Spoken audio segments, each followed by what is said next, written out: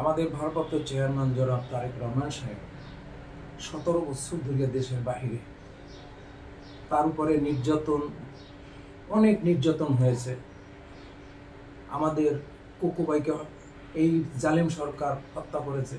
দেশনেত্রী বেগম খালেদা জিয়াকে ক্যান্টনমেন্টের বাড়ি থেকে বের করে দেওয়া হয়েছে। তাই দেশে ফ্যাসিস্ট সরকার প্রতিষ্ঠিত হয়েছিল, সেই ভঙ্গুর রাষ্ট্রটাকে মেরামত করার জন্য ভারপ্রাপ্ত চেয়ারম্যান 31 দফা দিয়েছেন, যে এই 31 দফার ভিতরে সমস্ত কিছুই জড়িত, অন্ন, বস্ত্র, বাসস্থান, শিক্ষা, চিকিৎসা সব অভাবেই আছে। ভর্তি কাগজপত্র সব এটি লিখতে হবে। না না, এটা তো ওই যে আপনার পোস্টারে আছে। হ্যাঁ, বাংলাদেশের সর্ববৃহৎ দল প্রতিযোগিতা থাকতে পারে, সেই প্রতিযোগিতা আমার ভারপ্রাপ্ত চেয়ারম্যান দেশের নির্বাচনের পরে সরকার গঠন করে উনি আসবেন, কাউন্সিলের মাধ্যমে সমস্ত কিছু সমাধান হবে। গ্রুপিং বলতে আমি কিছুই দেখি না।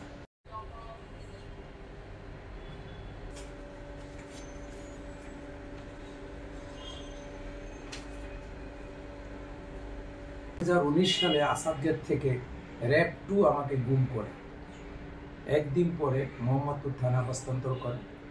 আপনারা অবগত আছেন, জাতি জানে, বিচারপতি শামসুদ্দিন মানিকের মামলায় আমাকে আসামি করা হয় 2022 সালে।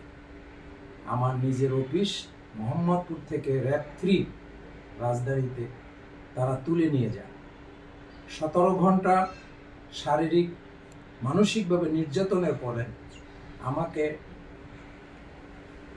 ডিবি অফিসে হস্তান্তর করে। আপনারা জানেন, বর্তমান সরকার 2026 সালে নির্বাচন ঘোষণা করেছেন ফেব্রুয়ারির প্রথম বা দ্বিতীয় সপ্তাহে। জাতীয় সংসদ নির্বাচনে সম্মানিত ব্যক্তিরা যারা সংসদীয় আসনে জয়লাভ করবেন, সরকার গঠন করবেন, পার্লামেন্টে গণভোট হবে, গণভোটের মাধ্যমে জুলাইয়ের সনদ সংবিধানের সাথে মিলে তারপর সংশোধনী করবেন এবং সংসদে সেটা পাস হতে হবে।